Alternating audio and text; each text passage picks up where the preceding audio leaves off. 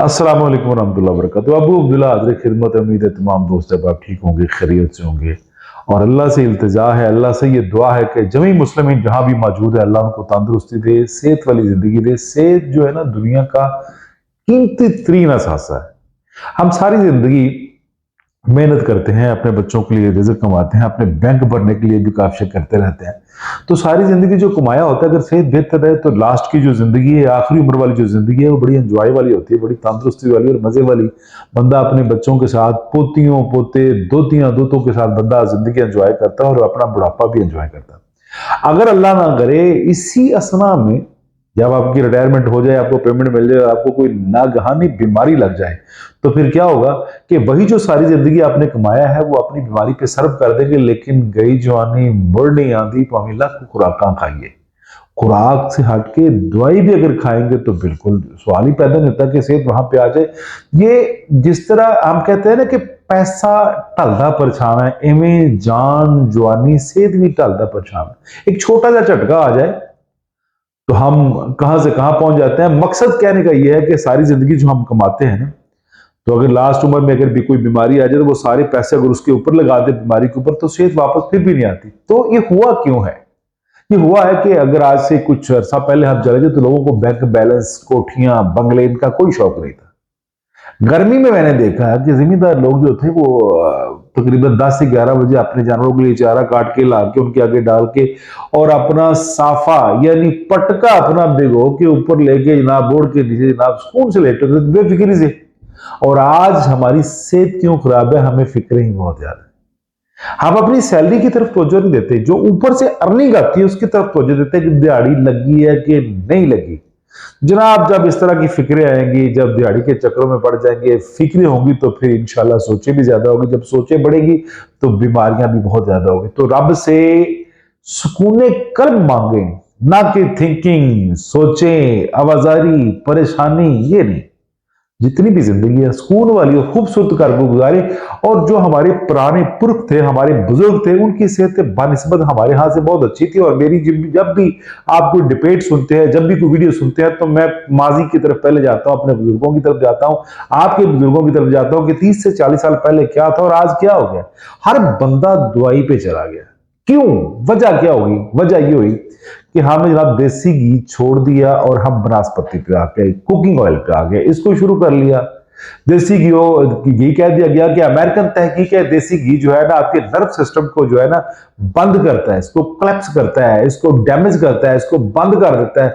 दिल के जो आवाजात बहुत ज्यादा होते हैं, ये कह के हमने ये हमारी जो अपनी रिसर्च थी, हमारा जो अपना प्रैक्टिकल था हमारे बुजुर्गों का, उसकी तरफ हमने तवज्जो नहीं दी। हमने अमेरिकन तहकीक के पीछे तवज्जो देके देसी घी बंद कर दिया और हमारे डॉक्टरों ने ये सर पे बाजू रख लिया और कहना शुरू कर दिया कि जनाब देसी घ्यो दिल दे वाल बंद करता है, लिहाजा देसी घ्यो मत खाएं। फिर तहकीक आई, फिर कहा गया अमेरिका ने कि हाँ हाँ देसी घी खाएं, ये इसमें जो है ना गुड कैस्ट्रॉल है, ये खाएं, इस्तेमाल करें। तो हमने शुरू कर दी। ये मकसद ये है कि हमारी अपनी कोई सोच, कोई फहम, को अकल, वो तो इस तरफ जाती नहीं है। हम अमेरिकन तहकीकात के पीछे हैं। ये कभी भी नहीं सोचा कि ये देसी घी मेरे अल्लाह ने बनाया है।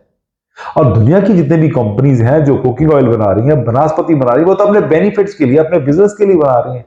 तो हमने कभी ये सोचा नहीं। हमारे यहाँ हमारे जहन में ये होता है कि जो मुआलिज है या डॉक्टर है वो तो फरिश्ता सिफ्त है और नबियों वाले शोबे के मसनद में बैठा हुआ है। ये कभी नहीं किसी ने सोचा कि वही वो हर 6 महीने बाद गड्डी कितों लेंदा है, वो मरी का ट्रिप कैसे लेके जा रहा है, वो हर दूसरी कंपनी की दवाई कैसे रिकमेंड कर रहा है। इसमें हकीम बामशूल मेरे सभी हम लोग शामिल हैं कि हम अपने बेनिफिट्स के लिए काम कर रहे हैं, इंसानियत के लिए बिल्कुल काम नहीं कर रहे। खैर किस्सा मुझसे लेके सेहत क्यों नीचे चलेगी कि हमने दुनिया को रोटी के बजाय हमने डबल रोटी की तरफ लगा दिया। यानी फ्रेश रोटी नहीं खानी, हमने देसी घी नहीं खाना, बनास्पति यूज करना है, कुकिंग ऑयल यूज करना है ताकि सेहत कैम रह सके। हालांकि ऐसा नहीं है।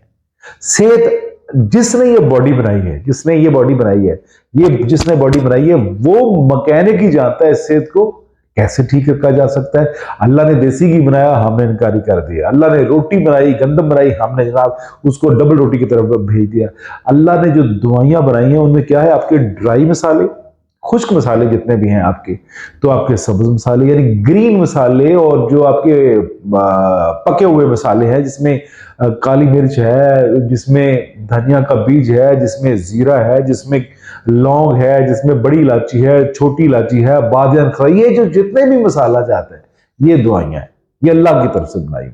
और इसके अलावा जो धनिया है, अदरक है, प्याज है, लहसुन है, टमाटर है, ये चीजें भी ये वो सब्ज मसाले भी दवाइयां हैं, और जो ब्लैक मसाले वो भी सारे दवाइयां हैं। हमने उन मसालों को छोड़ के जो मैन मेड दवाइयां हैं ना, हमने उनकी तरफ राग़बियत शुरू कर दी, जबकि आज पूरा यूरोप, यूके, कनाडा, अमेरिका पूरा हर्ब की तरफ आ रहा है, और हम लोग किस तरफ जा रहे हैं? कुकिंग ऑयल की तरफ। बेसिक पहले तो बीमारियां थी ही नहीं, आज ये बीमारियां कहां से इकट्ठी हो गई? पहले तो 2-3 बीमारियां थी, मैदे का प्रॉब्लम आ गया, स्टमक की प्रॉब्लम आ गई है। ना पहले दिल के इतने आवाजात थे, ना इतने किडनीज के आवाजात थे, ना इतने शुगर के पेशेंट थे। कोई भी पेशेंट जो है ना इतनी मिकदार में आज से 20 साल पहले नहीं थे, ना ही अस्पतालों में इतना रश होता था। किया हमने क्या कि हमने जो है ना गोबर की खाद छोड़ दी। नेचर को फॉलो करना जब से हमने छोड़ा, जब से हमने यानी जो तहकीक वाली दुनिया है, अमेरिकन तहकीक, जापान की तहकीक, फलां की तहकीक, जब हम उसके पीछे लगे तो हम लोगों ने अपना नॉलेज जो था, मुसलमानों का एक तारीख थी, नबी अलैहिस्सलाम सल्लल्लाहु अलैहि वसल्लम के फरमान थे, अल्लाह के फरमान से, हमने उनको छोड़ के तो जब तहकीक का जिद्दत के दौर की तरफ अपनीयत शुरू कर दी, तो फिर हम बीमारियों की तरफ आ गए।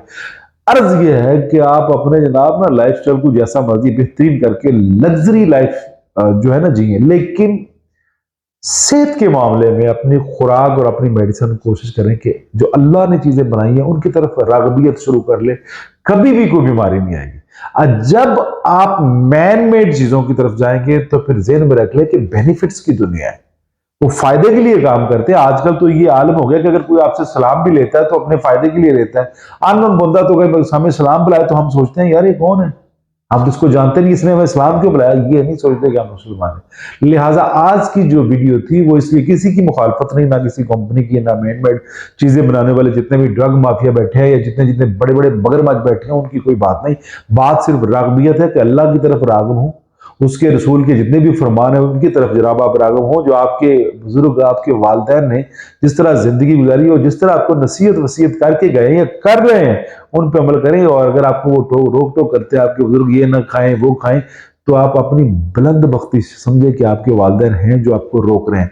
यहाँ पे जिनके वालिदैन नहीं है उनको पूछ के देखिए कि उनकी कंडीशन क्या है। तो आज की जो छोटी सी ये वीडियो, ये पैगाम इसलिए दिया गया है कि हमारी सेहत दिन ब दिन नीचे क्यों जा रही है।